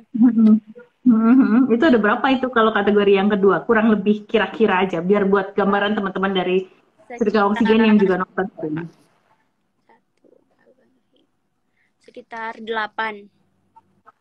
Oke, jadi total kurang lebih 10 lah ya. Insya Allah nanti semoga habis ini kita cari sama-sama jalan keluarnya ya. Karena salah satunya dari Sedekah Oksigen juga adalah sebenarnya kebetulan mostly 90-95% dari Sedekah Oksigen ini penggeraknya adalah ibu-ibu. Ibu-ibu tuh paling nggak bisa lah kalau denger ada anak, itu nggak cuma anak sendiri, anak orang lain pun kita juga kadang suka, aduh yang ini nggak bisa sekolah gitu ya, whatever the reason gitu ya. Apapun alasannya buat kami memang kalau anaknya mau sekolah ya kita carilah jalannya buat sekolah gitu. Insya Allah kita cari jalannya bareng-bareng ya. Nah, doakan kami semoga bisa. Baiklah, Lala ada yang nanya juga nih. Lala ini apa namanya 10 tahun ke depan kira-kira bayangannya Lala mau ngapain sih? 10 tahun ke depannya itu Kak, kan belum ada ya teman-teman difabel perempuan itu yang kuliah dan ngambil jurusan ilmu politik. Yang laki-laki juga nggak ada. Nah, aku maunya 10 tahun ke depan itu aku bisa jadi orang yang jadi pengamat politik perempuan difabel pertama yang menilai nih kebijakan politik pemerintah apakah mereka benar-benar sudah mengakomodir kebutuhan difabel atau enggak gitu Kak. Jadi aku sebenarnya nggak punya cita-cita. Amin, amin, amin. Kudoakan. Iya juga sih, kebanyakan yang aku tahu di Fakultas Hukum. Itu ada beberapa yang aku tahu di Fakultas Hukum, tapi emang di politik. Iya, iya. Benar juga ya, karena tadi aku mau tanya, kenapa sih kok pilihnya politik gitu ya? Karena kemudian ternyata hubungannya sama kebijakan-kebijakan yang ada value kesetaraan bagi orang-orang yang difabel, begitu ya, Lala ya, ternyata tujuannya ya. Kalau udah ada kebijakannya kita kan lebih mudah juga Kak buat advokasi di tingkat bawah. Betul. Memang butuh lah orang-orang, karena memang kadang-kadang bukan karena niat tidak paham atau niat untuk diskriminasi begitu ya, memang nggak ini gitu, memang nggak kebayang aja gitu struggle apa yang dihadapin sama teman-teman yang punya difabilitas masing-masing gitu ya.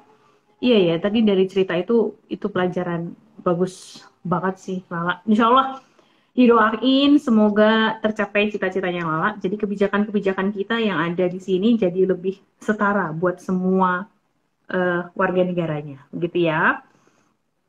Nah, terus Bu, ada lagi tadi ada pertanyaan satu lagi.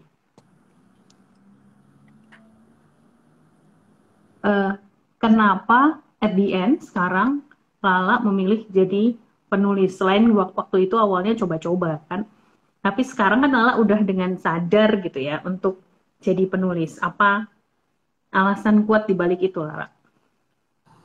Alasannya karena dari sana aku bisa menyuarakan hak-hak difabel Kak, dan banyak orang yang baca, bisa banyak orang yang baca gitu. Dan aku nggak punya keahlian lain, aku nggak pintar nyanyi, aku nggak pintar apa-apa kecuali itu. Dan aku rasa itulah keahlian aku yang bisa aku kontribusikan untuk isu ini. Masya Allah. Ini khusus di bulan ini Lala, khusus di bulan Oktober ini, Sedekah Oksigen itu undang pemuda-pemuda yang istilah kami itu mengguncang dunia gitu ya. Kalaupun sekarang guncangannya masih kecil gitu ya, kalau sekarang guncangannya masih kecil itu karena mereka masih muda gitu. Tapi coba dikasih waktu, mereka akan guncang dunia jauh lebih keras lagi. Dan somehow gitu ya, somehow yang tadinya harusnya hostnya itu gantian, selama 3 minggu ini hostnya saya terus.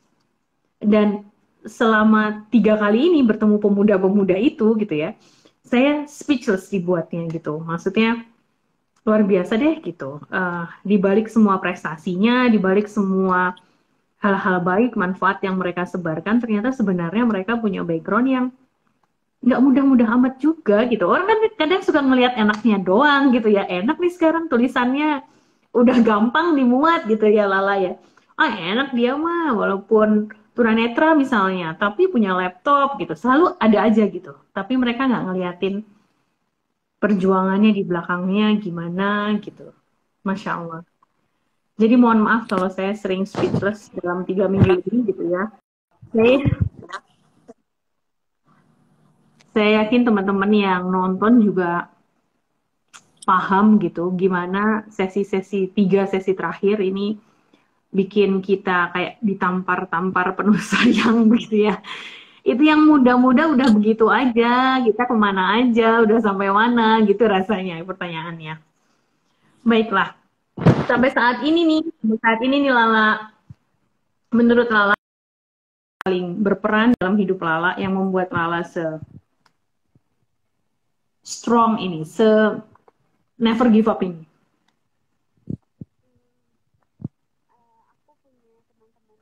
Aduh, nggak ada suaranya Lala, maaf ya. Halo. Ya, sekarang udah ada lagi. Aku punya teman-teman di organisasi. Mereka tuh senior ya Kak. Ada yang difabel, ada yang difabel, dan mereka tuh kasih aku support system yang sangat baik begitu. Aku yang selalu merasa sendiri, aku yang merasa nggak pernah punya support system yang baik, aku yang merasa nggak didukung sama keluarga untuk menempuh pendidikan tinggi. Mereka yang selalu hadir buat aku dan jadi apa ya Kak, jadi keluarga baru gitu. Buat yakini kalau Lala itu berharga kok, walaupun ini Lala itu punya berguna kok untuk orang lain dan Lala harus berdiri terus gitu Kak. Boleh tahu? Astagfirullah, abaikan background-nya. Masya Allah. Apa namanya? Boleh tahu nggak? Jadi kalau sekarang statusnya Lala tinggal sama ayah atau sama ibu Lala? Lala itu pindah-pindah ya Kak. Jadi kalau misalnya waktu offline itu karena Mama lebih dekat dari sekolah, jadi Lala tinggal di rumah Mama. Tapi setiap hari Jumat itu Papa bakalan jemput Lala buat pulang ke rumahnya Papa gitu. Nanti dipulangin hari Minggu gitu. Tapi sekarang karena banyak kan online ya, jadi lebih banyak di rumah Papa. Oke. Sementara nenek yang waktu itu Lala bilang katanya waktu kecil lebih banyak sama nenek. Iya, sampai sekarang juga masih sama nenek. Oh, oke. Oke, jadi nenek bareng sama papa juga ya? Iya. Di barengan sama papa. Baiklah. Ada keinginan-keinginan apa lagi nih Lala yang belum terlaksana sampai sekarang? Banyak sih Kak, kalau keinginannya aku punya banyak keinginan. Kayak aku mau aktif di BEM Universitas nanti. Mau kuliah sampai S3 nanti. Amin. Paling pentingnya aku mau inilah Kak, paling penting aku mau, kan banyak nih orang yang mungkin suka bilang nih sama papa aku kayak, untuk apa sih kayak nyekolahin anak kamu sampai kuliah lagi gitu kan, udah perempuan nggak lihat juga gitu. Aku mau berhasil biar buktiin ke bapak aku kalau papa aku nggak sia-sia loh biayain anak buta kayak aku. Insya Allah nanti tercapai harapan-harapannya. Lala, sampai bingung ya, speechless loh, serius. Lala, serius, ini speechless itu karena tadinya kan kita berpikir kalau ketemu sama orang yang difabel penglihatannya, apalagi yang tidak dari lahir ya Lala. tentunya itu akan ada cerita tentang struggle-nya dia beradaptasi, begitu ya. Akan ada cerita tentang bagaimana dia struggle menerima kenyataan bahwa dia yang tadinya bisa lihat, kemudian jadi nggak lihat. Tapi dalam cerita kali ini, teman-teman yang lain, nggak ada struggle kayak begitu. Yang terjadi sama Lala cuman ya penglihatanku memburuk, nanti suatu saat aku akan tidak bisa melihat, jadi aku persiapkan saja dari sekarang, selesai urusannya gitu. Itu padahal terjadi pada orang yang salah satu nikmat indranya diambil gitu. Itu jadi pelajaran banget buat kita yang nikmat indranya masih lengkap gitu. Yang banyak ngeluh, aduh sinyalnya rusak gitu. Aduh laptopnya lambat gitu. Padahal itu semua keluhan-keluhan itu dari luar dirinya gitu. Dari hal yang bisa dikendalikan gitu sebenarnya. Dia di luar dirinya dan bisa dikendalikan gitu. Sinyalnya lambat ya tinggal berhenti sebentar istirahat. Laptopnya rusak ya tinggal ganti atau pakai handphone gitu ya. Itu kayak nampar gitu, Lala, Masya Allah. Dengan caramu yang sangat nggak kamu sangka-sangka gitu ya. Yakin, personally aku yakin Lala nggak niat gitu ya, tapi dengan cara move on yang segitu cepatnya, segitu mudahnya, itu bikin kita jadi kayak cobaan macam itu aja dia move on-nya kayak begitu gitu. Kita cobaan belum seberapa, ngeluhnya aja gak habis-habis. Masya Allah, Lala. Allahu Akbar. Nah, kalau misalnya Lala bisa ngomong nih sama teman-teman pemuda begitu, pemuda-pemudi lah gitu sama-sama. Baik yang punya difabilitas maupun yang tidak gitu. Apa sih yang mau Lala sampaikan sama mereka? Pesan apa yang mau Lala bilang gitu ke mereka? Kalau aku sih Kak lebih ke arah sama teman-teman yang merasa mereka nggak punya kemampuan atau mereka sendirian gitu. Karena aku pernah ada di titik itu, aku nggak punya support system, aku merasa sendirian. Aku mau bilang sama mereka kalau mereka nggak pernah sendirian. Kalau di luar sana banyak orang yang bakalan care sama mereka. Mereka tinggal keluar dan cari kehidupan mereka karena hidup ini terlalu ceria Kak untuk dihadapi dengan air mata. Dalam lah, Masya Allah. Apa yang bisa kita lakuin ya Lala buat teman-teman yang merasa sendirian? Apakah menurut Lala itu mereka banyak orangnya? Banyak sih Kak, teman-teman yang broken home, teman-teman yang keluarganya mungkin sibuk gitu. Itu sih kalian harus cari lingkungan-lingkungan yang bisa jadi support system kalian dan tinggalkan teman-teman yang toksik gitu. Karena kalau kita hidup di lingkungan toksik itu nggak enak gitu, kita akan terbawa toksik juga. What do they need actually? Coba, karena Lala pernah ada dalam kondisi itu gitu kan ya. Kalaupun kami yang tidak ada dalam kondisi itu gitu, sebenarnya apa sih yang bisa kami offer itu apa gitu? Semua orang itu aku rasa punya kewajiban ya Kak untuk memastikan orang-orang di sekeliling dia itu nyaman, untuk memastikan dia itu sudah berbuat baik gitu Kak. Jadi itu sih teman-teman yang merasa sekarang hidup aku sudah bahagia nih gitu. Nah tugas kalian berikutnya adalah bagaimana memastikan bahwa di sekeliling kalian nggak ada orang yang merasa sendirian, nggak ada orang yang lagi depresi, nggak ada orang yang merasa tersisihkan gitu. Apa yang harus kami lakukan bagi orang-orang yang tidak pernah berada di titiknya Lala? Mungkin kan nggak kebayang ya gitu. Apa sih yang kita bisa offer gitu? Karena kan kemudian ada, ya itu urusan pribadi mereka kali gitu. Ya aku nggak enak juga lah kalau mau ikut campur. Ya kayaknya mereka baik-baik aja gitu kan. Itu pikiran orang-orang yang tidak pernah mengalami apa yang Lala alami gitu kan ya. Nah, sebagai orang yang ada di luar itu gitu, apa sih yang pertama kali bisa kami offer bagi teman-teman yang sebenarnya merasa sendirian, merasa nggak mampu itu? Nah kalau kita misalnya tahu nih Kak, teman aku kayaknya ini struggle deh, kayaknya dia ini merasa sendirian deh, kayak atau kalau difabel ya Kak, kayaknya dia malu deh gitu. Nah, kita mulai dengan komunikasi dulu sama mereka, karena orang-orang yang terpojok dengan merasa sendiri itu, bagaimanapun mereka akan sangat bahagia kalau ada yang menawarkan bantuan untuk mereka gitu Kak. Lala boleh sharing nggak dalam interaksi sehari-hari apa sih tandanya orang-orang yang lagi di titik perlu bantuan, perlu support, merasa sendirian, itu apa sih salah satu tandanya Lala kalau dari pengalaman dan pengamatan Lala? Kalau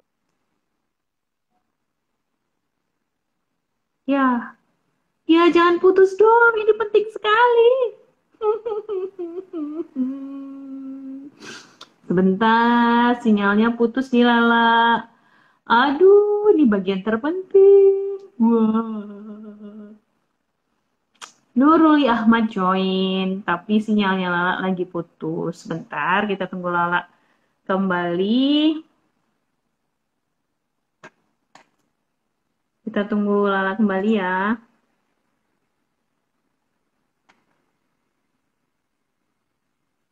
Masya Allah, Lala. Request lagi ya Lala ya. Ini namanya ujian. Pas bagian terpenting ya. Menurut saya pribadi, kadang-kadang kan kita emang nggak aware ya ada orang butuhnya apa gitu. Maka menurut saya perlu buat tanya sebenarnya itu tanda-tandanya apa sih kalau mereka butuh bantuan gitu. Karena pernah tuh suatu ketika sedekah oksigen dapat telepon gitu ya, minta bantuan dari orang yang mau bunuh diri di daerah Depok. Background saya sih psikologi gitu. Tahu apa saja yang harus dilakukan. Tapi di dalam ilmu psikologi juga itu diceritain tentang bahwa deketin orang kayak begini tuh nggak sembarangan gitu. Nggak bisa orang asing terus habis itu tiba-tiba sembarangan, dan itu konteksnya dia sendirian di rumah sama anak-anaknya. Suaminya lagi di luar kota waktu itu. Wah, bingung gitu. Kemudian kita bertanya-tanya sama lingkungan sekitarnya, ini tandanya dari awal tanda-tandanya nggak kelihatan, apa kok udah jam 8 malam tiba-tiba ada berita tentang mau bunuh diri. Nah, hal-hal kayak begini sih menurut saya yang perlu kita dapatkan dari beberapa orang yang spesial ya. Spesial dalam konteks itu bukan karena mereka tidak bisa melihat, bukan karena mereka tidak punya tangan, tidak punya kaki, tidak bisa mendengar, no. Tapi teman-teman yang maksudnya each of us itu kan punya keterbatasan kan ya. Walaupun kita pikir indera kita normal gitu ya, dalam tanda kutip, indera kita semuanya berfungsi dengan baik gitu. Tapi sebenarnya kita punya keterbatasan. Dan somehow, Lala dan teman-temannya, itu mereka berhasil break the limit gitu. Dengan justru keterbatasan itu jadi alasan buat mereka, buat Lala dan teman-teman, buat dipakai buat menyebar manfaat yang lebih luas. Kurang keras apalagi tamparan malam ini, guys. Gak bisa tidur nyenyak kita malam ini. Masya Allah, semua gak bisa tidur nyenyak. Mungkin baterainya Lala habis ya. Karena agak lama ini Lala untuk kembali nyala. Mungkin dia perlu nyolok lagi gitu ya. But anyway, kurang keras apa tamparan malam ini teman-teman? Yang mau komen, apa yang teman-teman dapetin dong? Apa sih, tolong dong komen apa sih yang teman-teman dapetin di malam ini gitu. Sesungguhnya inilah salah satu juga niat awal kenapa sedekah oksigen ngadain yang namanya Rabu Sedekah Ilmu. Dan yang diundang itu bukan cuman konteks mereka punya ilmunya gitu. Kadang-kadang mereka nggak sadar kalau mereka punya ilmunya. Kenapa? Karena who they are lah itu ilmunya. Mereka akan bilang, saya nggak punya ilmu apa-apa sebenarnya, tapi ternyata nampar-namparnya lumayan. Baik teman-teman, coba deh saya tambahin satu bonus nih. Ada yang mewek ya nontonnya ya. Aha, iya Ina. Aku harus tarik nafas berkali-kali. Harus tarik nafas berkali-kali dan menahan supaya matanya cukup hangat dan tidak mengalir gitu ya. Mewek ya dengernya ya. Mewek bukan, lagi-lagi bukan karena Lala nggak bisa lihat. No. Lebih karena dia berhasil mengatasi keterbatasannya. Itu sih menurut saya terutama yang bikin kita speechless. Oke, saya tambahin nih satu lagi deh ya. Buat yang komentar nih sekarang. Hadiah tambahan. Hadiah tambahan deh dari saya. Buat yang teman-teman yang mau komentar, saya pilih satu komentar yang paling nampar lagi gitu. Apa yang teman-teman dapetin dari obrolan malam ini? Sambil kita nunggu Lala, karena kayaknya masih belum, di WhatsApp juga Lala belum kembali. Baiklah, dari tadi kan kita udah ngobrol sebenarnya, sebelum teman-teman tulisin apa yang didapat ya. Baik. Lala ini tunanetra ketika SMP gara-gara toksoplasma yang dia dapat dari kelinci piaraan dia, kesayangannya dia. Jadi nggak dari lahir tunanetranya. SMP kelas 1, kemudian sampai akhirnya dia menurun. Nah, 2016 akhir dia mulai ada matanya ada merah-merah begitu ya. Kemudian 2017 akhir dia mulai nggak bisa lihat. Nggak banyak cerita tentang bagaimana sih caranya dia buat move on gitu dari yang tadinya bisa lihat sampai jadi nggak bisa lihat gitu. Nggak banyak yang dia bilang. Dia cuman ya sejak pertama kali sakit dia udah tahu dia bakalan nggak bisa lihat, jadi dia bergabung sama teman-teman yang juga sama-sama tidak bisa lihat. Dia belajar piano tutup mata. Tapi apakah ada struggle secara psikologis yang dalam gitu ya? Enggak. Langsung move on. Itu satu. Apakah Lala pernah mengalami fase-fase ditolak gitu? Pernah. Waktu SMA, tadi dia pernah cerita waktu di sekolah, tadi ada sekolah yang nggak bisa terima yang tunanetra katanya.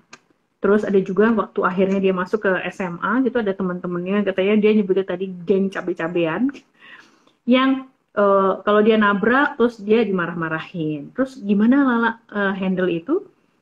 Dia handle dengan cara coba minta maaf terus coba deketin, tapi kalau misalnya pun habis itu tidak mau, tidak maksudnya tetap marah-marah, ya udah tinggalin gitu. Kata dia, kata Lala. Karena kata dia nggak apa-apa kok nggak ada mereka dalam hidupku. Bahkan salah satu pesannya Lala tadi adalah jauhin teman-teman yang toksik. Nah, istilah toksik ini juga mislead ya sebenarnya. Kadang tuh kita suka ngelabel orang-orang yang nggak sesuai sama maunya kita sebut toksik. Hati-hati ya. Tapi dalam konteks ini, Lala tadi bilang tentang orang-orang yang membatasi teman-teman. Tadi Lala cerita tentang teman-teman tunanetra yang dibilang buat apa sih kuliah? Buat apa sih sekolah? Gitu. Buat apa sih beli laptop mahal-mahal buat orang buta? Gitu tadi katanya. Nah, yang disebut toksik tentunya orang-orang yang macam ini gitu ya. Yang nggak paham soal kesetaraan, yang nggak paham soal diskriminasi. Nah, this is real diskriminasi menurut saya. Kalau sampai orang tunanetra nggak bisa sekolah gitu.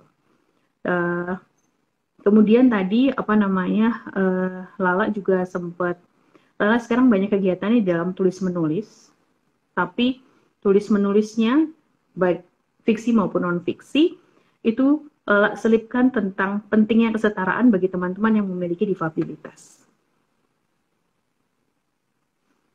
Hal-hal kecil yang kita nggak sadar itu kadang-kadang ternyata mendiskriminasi difabilitas mereka.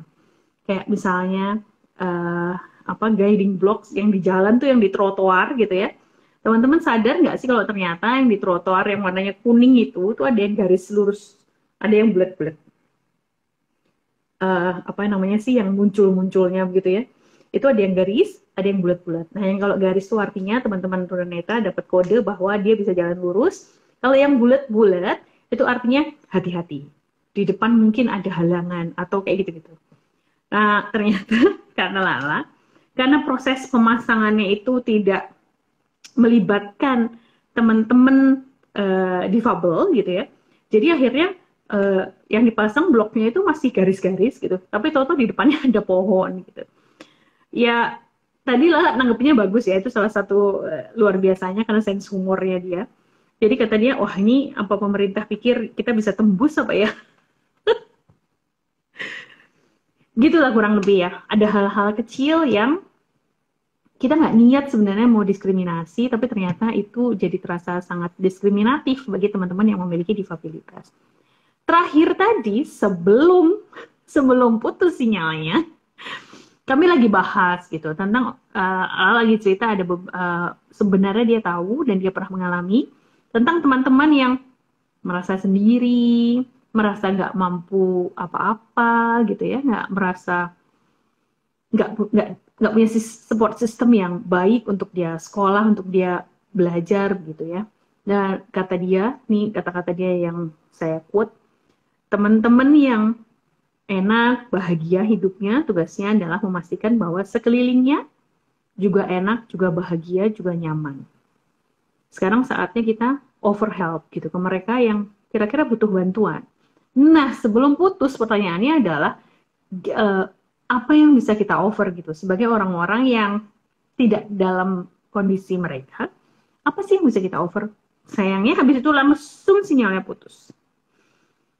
Padahal itu jawaban penting malam ini. But anyway, dari tadi sudah banyak pelajaran. Salah satu pelajaran yang kita dapat ini, saya minta teman-teman share. Saya minta teman-teman share di komen tentang apa sih yang didapat dari sesi malam ini. Kita sambil nunggu Lala kembali. Ini dari Afristasari. Tuhan mungkin cabut satu indera buat Lala, tapi ada banyak kesempurnaan Tuhan kasih sebagai penggantinya.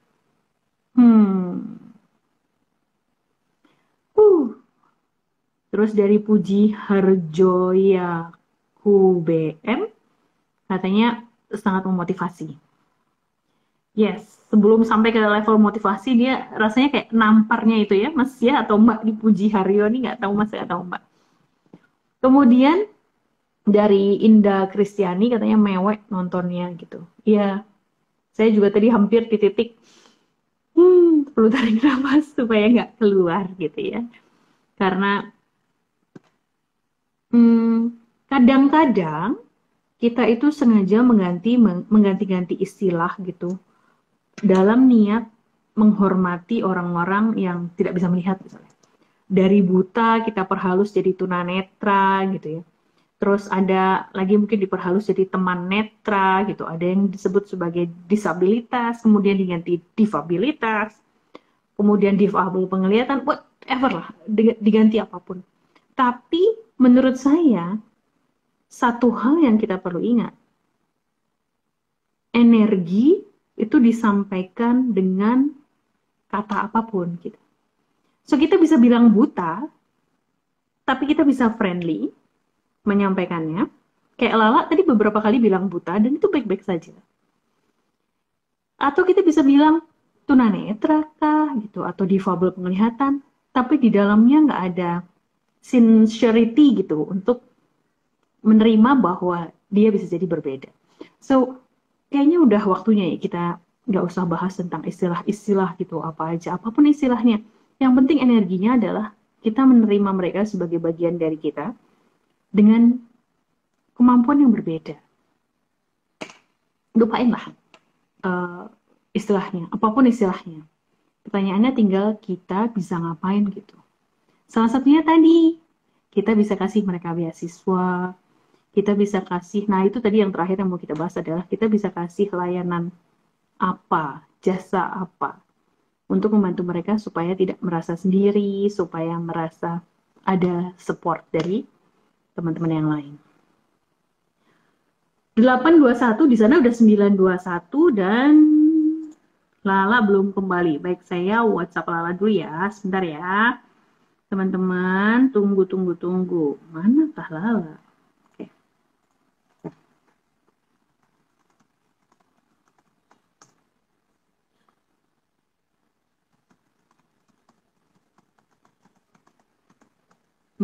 Mbak tim Instagram boleh minta tolong dibantu ya untuk WhatsApp Lala. Ya gimana statusnya? Kayaknya iya kayaknya memang mati mungkin ya, karena ini centang 1, tapi mungkin siapa tahu bisa dibantuin. Kita tunggu sampai 8 30. Baik teman-teman, apalagi sih yang kita dapat? Oh, minggu depan kita masih punya satu lagi pemudi yang mau kita ajak ngobrol. Namanya sama-sama Lala. Bidangnya beda. Dia adalah perenang. So, kita punya pemuda-pemuda yang bakal mengguncang dunia, insya Allah. Pertanyaannya, kita yang udah tua-tua, udah ngapain aja? Astagfirullahaladzim. Ayo share dong teman-teman. Jadi apa yang didapat di malam ini? Apa pelajaran yang bisa kita dapat dari malam ini? Lala juga adalah seorang penulis. Dia kontributor buat teman-teman yang mau lihat tulisan-tulisan dia mungkin. Dia kontributor di solider.or.id. Saya baru dengar sih terus terang. Mungkin itu dia salah satu kelemahan kita ya sebagai orang yang tidak di dalam posisinya Lala, adalah kita kurang aware gitu sama platform-platform yang ada yang buat sebagai channel suaranya teman-teman yang memiliki difabilitas.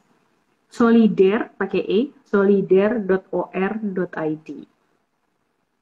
Kemudian ada majalah Gema Braille. Iya. Oke, juga ada organisasi yang namanya Gempar, Organisasi Gerakan Difabel Muda Makassar. Inilah yang tadi kita bahas tentang anak-anak muda itu sebenarnya mereka bukan datang dari keluarga yang nggak mampu gitu ya, tapi kadang masalahnya adalah buat apa sih gitu, keluarga merasa buat apa sih udah buta di sekolahin gitu, buat apa sih beli laptop buat orang buta gitu. Itu tadi kata-katanya Lala yang saya kuat. Mungkin kita berhutang lah ya, kita berhutang sesuatu sama teman-teman yang memiliki difabilitas. Kita berhutang untuk menyampaikan apa yang kita dapat malam ini, awareness apa yang kita dapat malam ini gitu ya, inspirasi apa yang kita dapatkan malam ini, dan kita wajib menyebarkannya gitu buat teman-teman lain yang mungkin belum hadir. Bisa lewat nonton IGTV ini malam ini yang nanti akan diupload di Instagramnya Sedekah Oksigen, bisa juga di YouTube-nya Sedekah Oksigen, atau kita bikin tulisan-tulisan pendek yang adalah resume dari inspirasi yang kita dapat malam ini. Menurut saya kita berhutang minimal itu ya. Minimal itu yang bisa kita lakuin. Selanjutnya insya Allah nanti Sedekah Oksigen dan teman-teman akan berusaha cari cara gimana caranya supaya kita bisa support teman-teman difabel. Terutama yang penglihatan dulu karena udah jelas kebutuhannya apa. Kalau misalnya teman-teman yang nonton di sini nih punya kontak teman-teman difabel lain, bukan tunanetra begitu ya, yang mungkin punya kebutuhan yang berbeda gitu ya, monggo langsung DM di Sedekah Oksigen, cerita siapa kontak personnya begitu ya, yang bisa kami hubungi buat ngobrol lebih lanjut kira-kira apa yang bisa kita lakuin. Kadang-kadang itu nggak berupa hal-hal yang besar kan, kita bisa coba. Ada titipan salam nih dari Sabrina. I'm so proud of you Lala dan teman-teman difabel lainnya, dan senantiasa terus berkarya ya. Sabrina juga kirim nih, pelajaran yang kita dapat adalah seharusnya kita menjadi sosok yang cukup malu dengan keadaan normal yang kita miliki, but there's not really achievement yang dapat kita bangun dalam kehidupan ini. Mungkin kita masih memilih buat rebahan, sedangkan teman-teman kita ini justru lagi semaraknya membuat karya. Masya Allah Sabrina. Masya Allah Sabrina juga jadi inspirasi malam ini. Iya teman-teman, silahkan yang punya kontaknya atau teman-teman sendiri adalah teman penyandang difabilitas yang mau mencoba menjalin kerjasama berkolaborasi dengan Sedekah Oksigen. Insya Allah kita mungkin nggak bisa memulai dengan sesuatu yang masif gitu ya, atau yang gebrakan yang luar biasa gitu. But Allah aja suka yang kecil tapi istiqomah gitu kan ya.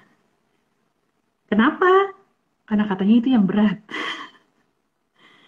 Insya Allah kita coba deh ya, yang kecil dan istiqomah. Yuk DM aja, DM atau komen atau tinggalin alamat email begitu ya, atau nomor WhatsApp. Ibu-ibu, kami penggeraknya sedekah oksigen itu kebanyakan ibu-ibu, jadi kami sukanya sama WhatsApp. Jadi boleh tinggalin nomor WhatsApp buat kami hubungin lagi. Yang mau berkolaborasi nggak harus ibu-ibu, oke? Kita juga punya kakak-kakak, kita juga punya bapak-bapak, gitu. Cuman kebetulan aja. Baik nih, udah 8.27 dan belum ada kabar dari Lala. Iya, dan di sana pasti udah 9:30 kan ya, karena Lala dari Makassar, jadi pasti udah malam. Saya izin tutup aja. Insya Allah nanti saya follow up. Insya Allah saya dan teman-teman, Mbak Widi tolong ingetin aku ya. Saya follow up sama Lala tentang apa sih yang bisa kita offer buat teman-teman yang memiliki difabilitas. Oke? Sebelum itu, semoga malam ini teman-teman mendapatkan inspirasi. Semoga teman-teman malam ini mendapatkan tamparan penuh sayang yang memang kami niatkan dalam setiap sesi Rabu Sedekah Ilmunya Sedekah Oksigen. Sehingga walaupun malam ini agak sulit tidur karena kebayang-bayang gitu ya, tapi semoga besok kita bisa berangkat dan jadi manusia yang lebih baik daripada hari ini. Begitu, mohon doanya juga buat Lala, buat cita-citanya Lala, buat menjadi pengamat politik difabel perempuan pertama di Indonesia yang bisa memberikan masukan-masukan lebih banyak untuk kebijakan-kebijakan yang punya value kesetaraan bagi penyandang difabilitas. Semoga apa yang kami sampaikan bermanfaat. Jika ada baiknya tentunya itu datangnya dari Allah. Giveaway-nya karena Lalanya belum milih, saya yang milih ya. Baiklah, kalau begitu kan jadi total ada 3 ya. Total ada 3, 1 Sabrina, ya. Sabrina karena 2 kali komen, jadi 1 untuk Sabrina, 1 untuk Afristasari, 1 lagi, tunggu. 1 lagi tadi yang khusus buat Indah Kristiani sebagai bayaran karena dia tadi mewek. Baik, Indah Kristiani, Alfristasari, dan Sabrina yang A-nya banyak banget. Mohon berkenan buat DM alamat juga nomor WhatsApp yang bisa dihubungin supaya kami bisa mengirimkan hadiah ke alamat-alamat Anda semua. Semoga bermanfaat. Baik, kita tutup malam ini. Segala yang ada baiknya, segala yang ada manfaatnya, insya Allah pastinya itu datangnya dari Allah. Sementara kalau ada salahnya, jelas itu datangnya dari saya yang miskin ilmu. Baik, semoga teman-teman mendapatkan banyak barokah dalam kehidupan teman-teman, sehingga bisa menebar lebih banyak manfaat. Selamat malam, sampai ketemu lagi minggu depan. Wassalamualaikum warahmatullahi wabarakatuh.